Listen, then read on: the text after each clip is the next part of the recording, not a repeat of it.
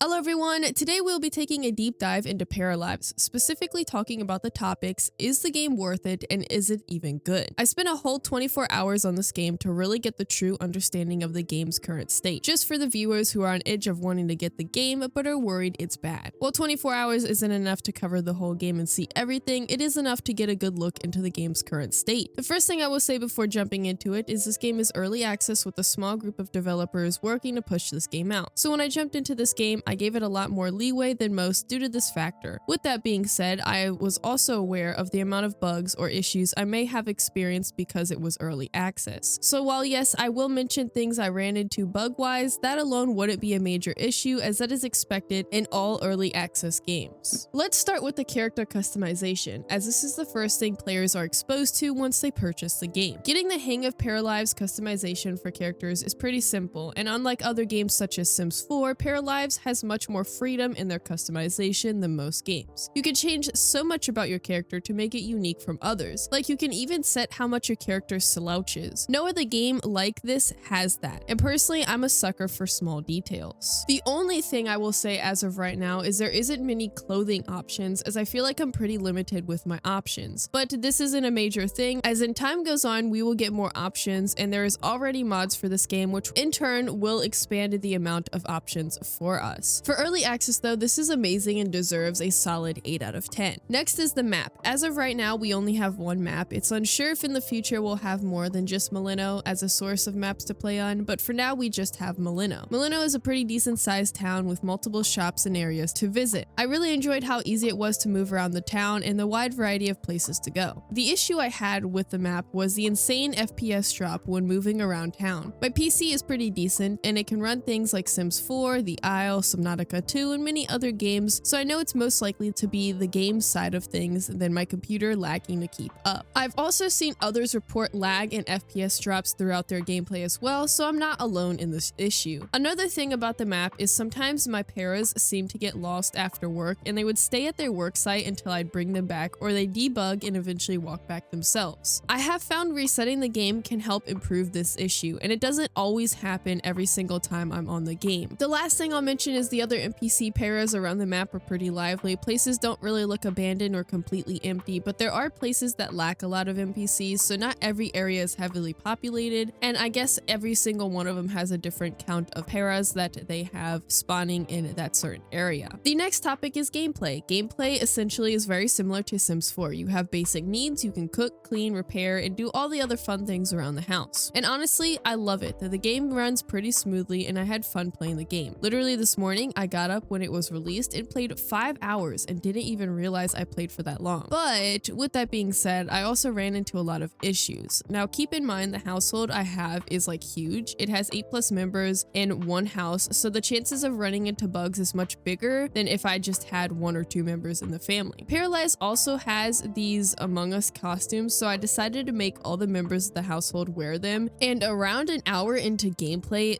this spawned.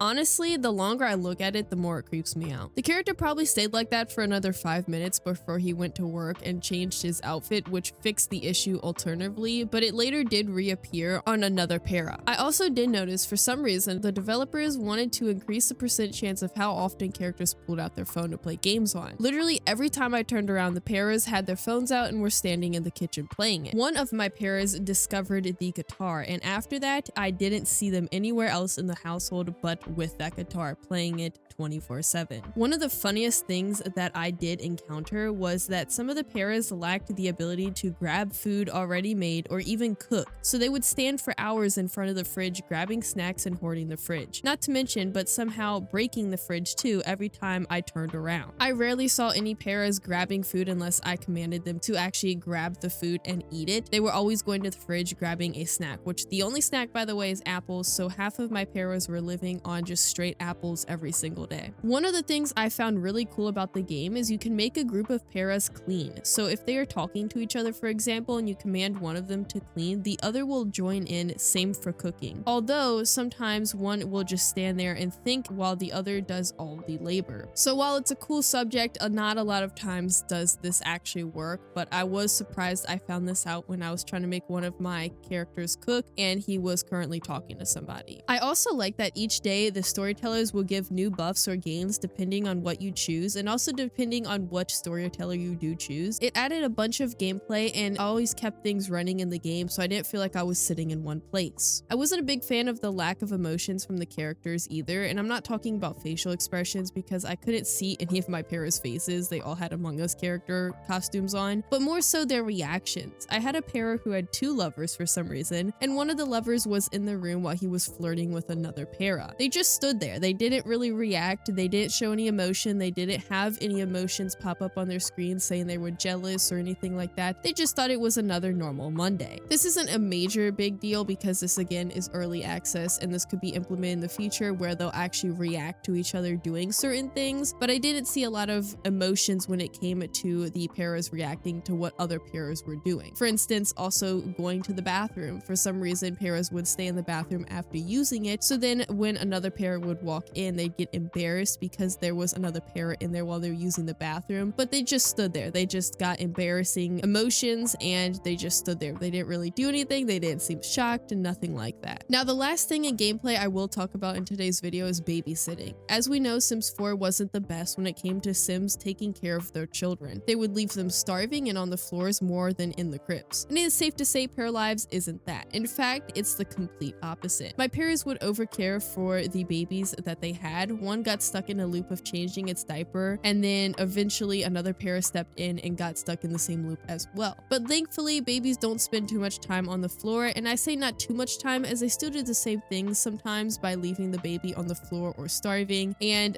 they also do this with toddlers and children. They'll just let them starve, leave them in the high chair for hours on end. But I will say that I feel like it's a lot smoother than Sims 4. Even if it still happens, I feel like it's more common to see in Sims 4 than it is to see in Paralives. And Paralives is an early access game, so. Now, the building was one of my favorites. It was very smooth and gave me a lot of freedom in building. I was able to create unique looking buildings, and despite the fact that I kind of suck at building, the building system allowed me to build a decent looking house. I was able to fit furniture to my likings and not struggle finding the right windows, couches, or beds, and I really enjoyed the building system and what it had to offer. I rarely ran into many issues other than weird alignments and glitches between walls. You can definitely tell the building was one of the features the game put, or the team put, so much effort into. So that is everything worth mentioning. Now, I will say that if you guys are one of those people that want to wait until the game's fully completed, or you don't like to have bugs in your game, then I would recommend waiting, as this game does have a lot of bugs and does have a lot of issues, but that is because it's early access. It is a really good game nonetheless. The only fact is they have a lot of bugs, but that's not a very big deal. So if you're one of those people that don't want to have bugs in your game, I would suggest waiting, but just keep in mind the fact that when the game does release DLCs and gets updates and stuff like that, the price will go up. So for right now, with it being 35 with the sale and then 40 without the sale, it will probably go up as we get more DLCs. So you'll likely be spending more money if you wait